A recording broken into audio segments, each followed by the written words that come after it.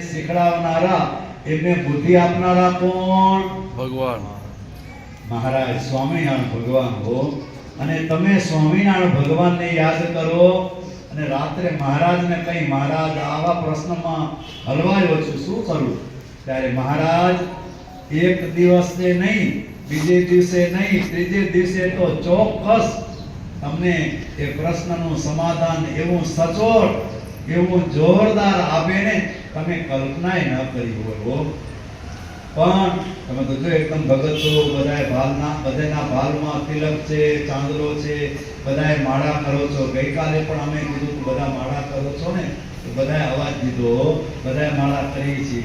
મારા જેવા કોક હોય એને ગોપાલ એ પછી માળા ન કરતા હોય, બરાબર? જેમ અમને કીધું સ્વામી હું માળા કરું છું, પણ સ્વામી નક્કી નહીં, હા નિર્દોષ હૃદય કીધું એ સ્વામી નક્કી નહીં, ક્યારેક એક કરું, ક્યારેક એમ થાય કે ના આજે 5 મિનિટ મોડું થઈ ગયું તો 2 કરું, સ્વામી નક્કી નહીં. અને કેટલું નિખાલસ હૃદય અમને કીધું, એટલે અમે કીધું હવે 5 માળા કરીશ, ભલે સ્વામી. એટલે વળી અમને એમ થયું અમારે તો માત્ર ખાલી ઓર્ડર કરવાનો હોય ભાઈ, પણ 5 માળા કરવા માટે ટાઈમ તો ખપે ને. એટલે અમે છૂટી દઈએ છીએ. સવારે કદાચ 5 માળા ન થાય ને, આજે કામથી આવી રાત્રે સુવા જાય ને ત્યારે પણ તમે 5 માળા કરી લેશો ને તો આપણા ભગવાન એવા દયાળુ છે. પરમ દયાળુ છો તમે. કોણ કે છે? નિષ્કુળાનંદ સ્વામીઓ. પરમ દયાળુ છો તમે, શ્રી કૃષ્ણ સર્વાધીશ. હે મહારાજ સર્વના નિયંતા, તમારા આંખના પલકારે દુનિયા હતી નહોતી થઈ જાય અને તમારા આંખને પલકારે દુનિયા આખી નવી થઈ જાય, આવા તમે સર્વ સત્તાધીશ હોવા છતાં તમે એવા પરમ દયાળુ, એવા પરમ કૃપાળુ, એવા દયાના સાગર છો કે નિરાશ થયેલી વ્યક્તિ તમારી પાસે કંઈક આશા લઈને આવે ને તો તમે બધી આશાઓ એની પૂર્ણ કરી દો છો. આવા દયાળુ ભગવાન છે. અને બહેનો હોય, દીકરીઓ હોય, દીકરાઓ હોય, એમને પણ ભાઈઓ તો માળા કરે. આપણા ભાઈમાં પછી માળા ઘટી જાય હો, ભાઈઓમાં માળા ઘટી જાય. અમે એક ગામમાં ગયા ને, આમ તો એવું હોય ભાઈઓ હવે ભણેલા થઈ ગયા ને, ભાઈઓ હવે ટોપ ક્લાસના થઈ ગયા. એક જગ્યાએ અમે ગયા તો ડ્રાઈવર અમારા હરિભગત, બરાબર? ડ્રાઈવર હરિભગત, અમે ગાડીમાં આગળ, સ્વામી બેઠા હતા આગળ અને ઓચિતાનો સ્વામી આ શું ડ્રાઈવર ગ્લાસ કર્યો નીચો અને ડ્રાઈવર કે સ્વામી આ બારે જો તો બારે શું હોય? એટલે તરત આમ બારે જોયું, કાંઈ નથી ભગવત, અહીંયા તો કોઈ સત્સંગી નથી. જાઓ તો જય સ્વામિનારાયણ આટલું સ્વામી બોલ્યા ને બારી બધી સત્સંગીની દીકરીઓ. અને ધ્યાન એ કોનું અમને ક્યાં ખબર પડે, સત્સંગીની દીકરી હોય કે બીજી હોય. અને રેકડીમાં નાસ્તો કરતી અને એ ખબર કોને? આપણા ડ્રાઈવરને, અને એ આપણા ભગત, બરાબર? અને પછી જેવું સ્વામી બોલ્યા ને જય સ્વામિનારાયણ, ભગત કાંઈ નથી, જવા દો. જ્યાં તરત બધી બારીને ખબર પડી ગઈ, બધી છોકરી બોલે એ સ્વામી જોઈ ગયા, શું બોલ્યા? બરાબર? પણ કહેવાનું એ મને એ લાગી આવ્યું કે આજે સત્સંગની દીકરીઓ છે ને, નાસ્તો તો તમે ઘણા છોકરાઓ કરતા હશો, પણ તમારા હૈયામાં હું એટલું માનું, સંતોની બીક ના રાખવાની, ભગવાનની બીક નહીં, પણ મારા ભગવાન, મારા સંત રાજી થાય ને એવું ભજન, એવી સેવા આપણે કરીએ છીએ ને ત્યારે ભગવાન આપણે એટલા આશીર્વાદ આપે છે. આપણે ધાર્યું ન હોય ને એટલી સફળતા જીવનમાં અપાવી દેવો.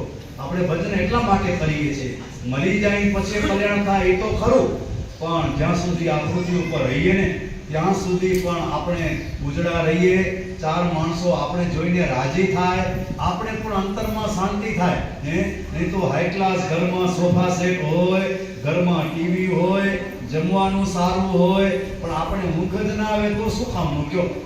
અને આપણે એ મહારાજને સંભાળીએ અને બેઠા બેઠા ઊંઘ આવી જાય અને મહારાજને સંભાળીએ અને એ નાનકડા ઝોપડામાં ખબરે ન પડે, આટલી શાંતિ થઈ જાય ગોપાલ, તો આનાથી બીજું મોટું સુખ કયું? બરાબર ને હરીશભાઈ?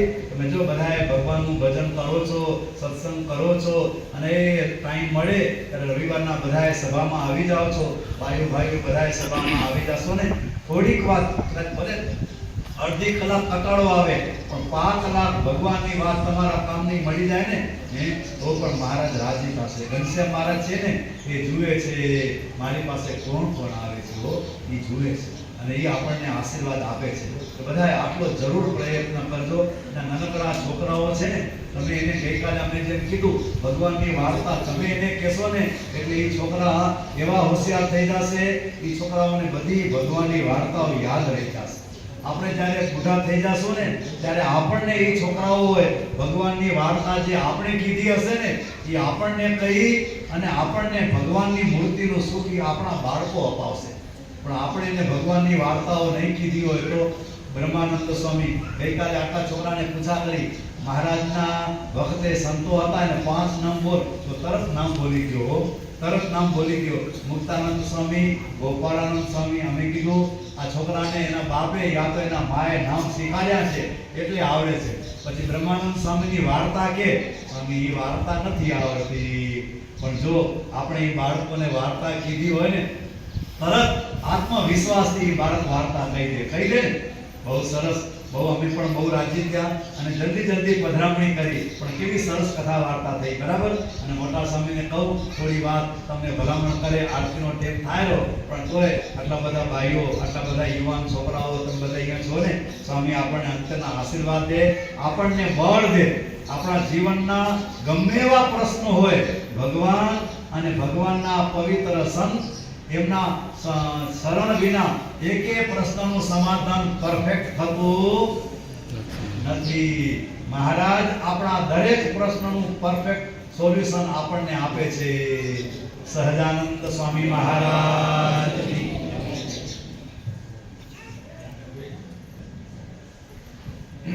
જય સ્વામિનારાયણ. જય સ્વામિનારાયણ. જય બધા. અહીંયા તો કચ્છ જ નવું પડ્યું, છોટે કચ્છ. બધા કચ્છી છો, બીજા છે કોઈ? બહુ સરસ. આ જોઈ ખરેખર અમારે ભાગ્ય કહેવાય. ભાગ્ય વિના અમને આ નથી મળતું. કારણ કે તમે છે ભારત દેશમાંથી એમાં કચ્છમાંથી આવ્યા છો. કચ્છના હરિભક્તો અને બહેનોના સંસ્કાર જોઈ અમને આનંદ થાય છે. પધરામણી આપને ઉતાવળથી કરી, માયને થાળી તરત જ જમાડતા હતા, પણ થાળી જોઈને જ અમને એમ થયું કે ભલે ભાઈ અહીંયા આવ્યા, તમે કોઈ કરો એવા નથી, મને ખબર. અને તમારો વિષય નથી. ભગવાન સ્વામિનારાયણ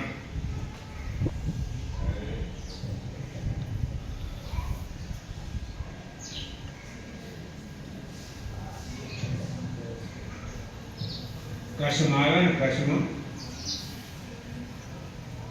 ત્યારે માનુકા બધા માનુકામાં 2 બાઈ હતા. એને ભગવાનને કઢી અને બાજરાનો રોટલો 4 સે લવંગા મરચાની કઢી કરીને મારને જમાડી.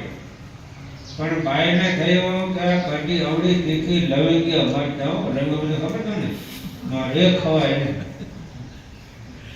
તો 4 સે લવંગા મરચાની કઢી કરી મારીને તો બીજું આવી ગઈ. તમારે તો ભલે આવ્યા. પછી બાઈને થયું કે આવડી તીખી કઢી મારના પેટમાં ભરશે તો બેસે નંબરે. બાઈને બીક લાગી એટલે અડધી કઢી હતી ને અડધી રાખી દીધી. પણ બાઈની ભાવના સાચી હતી. સાચી ભાવના હતી એટલે મહારાજ તમે 2 દી રોકાશું, પણ રોકાઈને ચાલતા થઈ ગયા.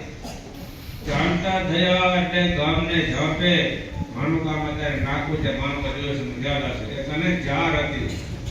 ત્યાં મહારાજ ઉભા રહ્યા, બધા વરાવર બાઈ ભગવાનના ચરણમાં પોતાના હાડલાનો પાલો પાથરી પગે લાગીને દેબાઈ રડવા લાગ્યા.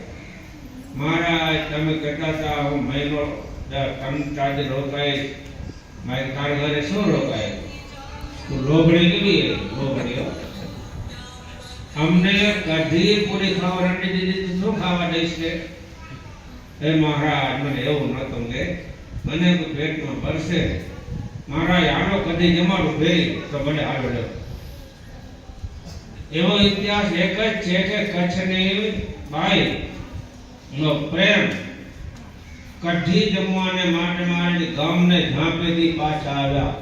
એક આપને કોઈ હશે ને કે આ સ્વામિનારાયણ જન્મીને કઢી નથી, કઢી ખાવા માટે ભૂખ્યા પાછા ગયા.